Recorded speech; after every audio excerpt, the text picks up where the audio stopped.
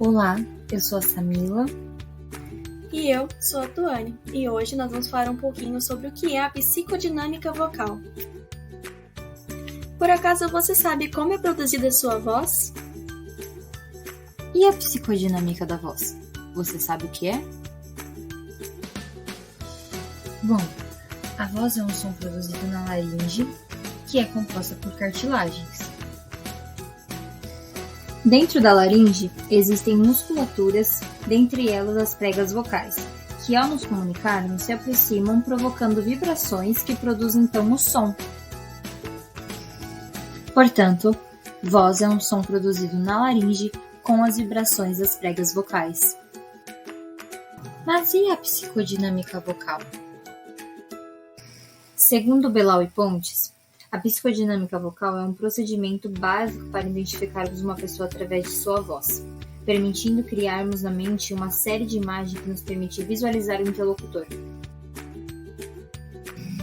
A psicodinâmica vocal é formada pelo tipo de voz, ressonância, frequência vocal, extensão vocal, intensidade vocal e o tipo articulatório. A voz de uma pessoa também sofre variações conforme o contexto de uma situação em que a mesma se encontra, nos levando assim aos aspectos vocais. E o que cada aspecto vocal pode causar de impressão no ouvinte? Existem vários tipos de vozes, mas as características mais observadas são a voz neutra, que transmite um aspecto de limpa, agradável, uma voz sem esforço excessivo. A voz rugosa, que muitas das vezes é considerada um ruído, e na maioria das ocasiões transmite a impressão de que o indivíduo está cansado, e em grau severo transmite estresse e esgotamento, e em alguns casos sensualidade. A seguir, veremos um exemplo de voz rugosa. Eu nasci no Cambuci, fui criada no Ipiranga. Então, eu acho que eu sou as duas coisas, sabe? Eu sou a italiana desbocada, a italiana assim, sincera, aquela que fala tudo, e a perua também. Agora estou maneirando um pouco, porque minha filha é produtora de modas, então ela me segura, porque eu adoro. A voz soprosa, que passa a ideia de fraqueza e impotência, e em alguns casos, de sensualidade. A seguir, temos a tristeza do filme Divertidamente como exemplo de voz soprosa. Tá tudo bem. É que eu sempre faço tudo errado. Não presto. Não, imagina. Sou chata. Não, bom, desencana. Você não pode olhar só o que vai mal. Sempre tem como dar um jeito. É só fazer uma força. Eu tô fazendo força.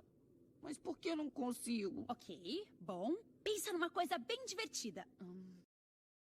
E tem a voz tensa, que provoca um embate negativo, tendo a ideia de desespero, tensão, aflição, angústia e até mesmo falta de ar. A seguir, um exemplo de voz tensa.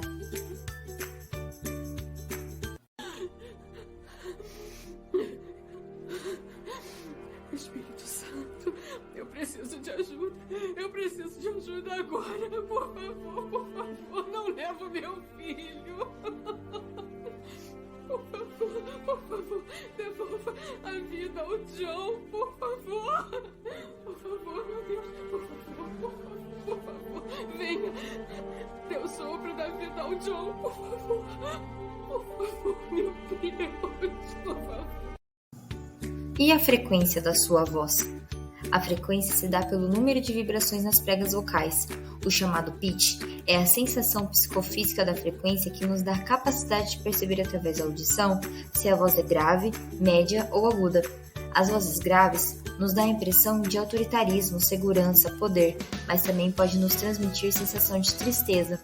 Já as vozes agudas dão a impressão de fragilidade, dependência, insegurança e até mesmo infantilidade, mas também pode nos transmitir sensação de alegria.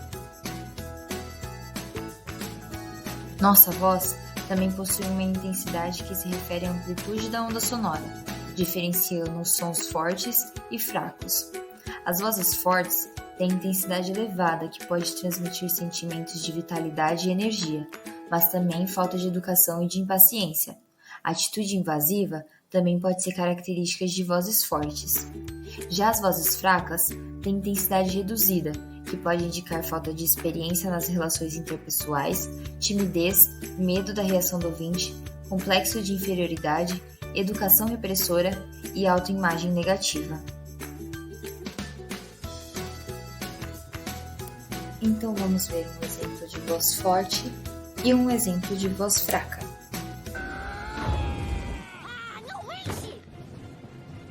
Fogo! Já chega! Vai pro quarto! Vai!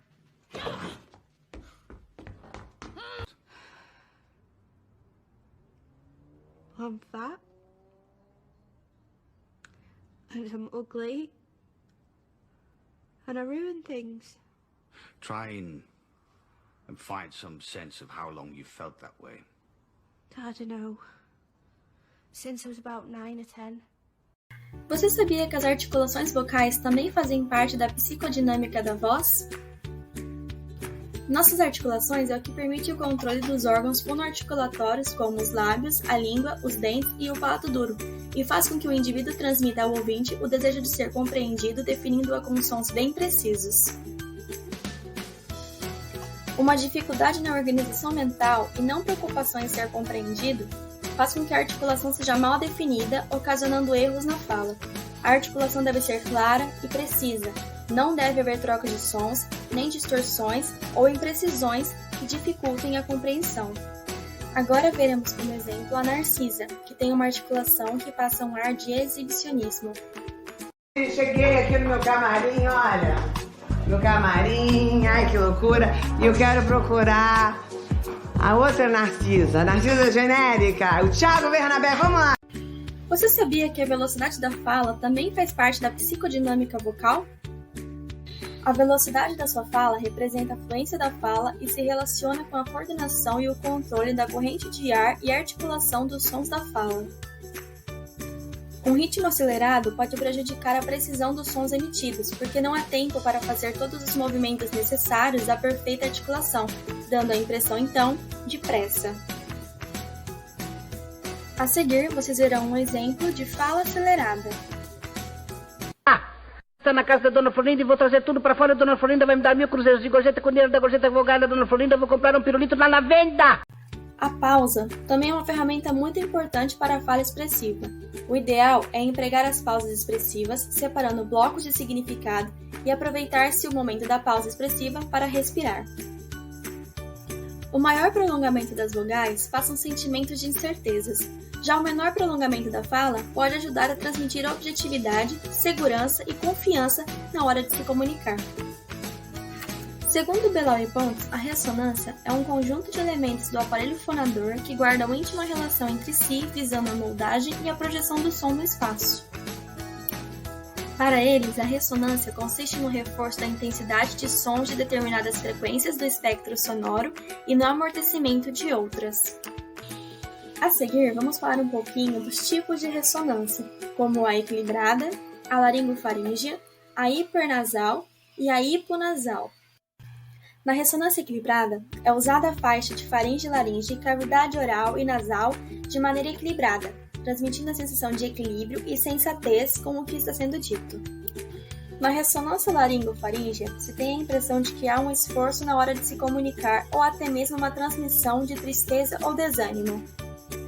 A ressonância hipernasal transmite um ar de superioridade, o que acaba chamando mais a atenção ao ouvinte do que ao conteúdo. E por fim, na ressonância hiponasal não é usada a cavidade de ressonância, o que causa a impressão de que a pessoa está doente ou a falta de contato. E aí, conseguiu entender um pouquinho sobre o que é a psicodinâmica vocal? Nós esperamos que sim. Muito obrigada pela sua atenção.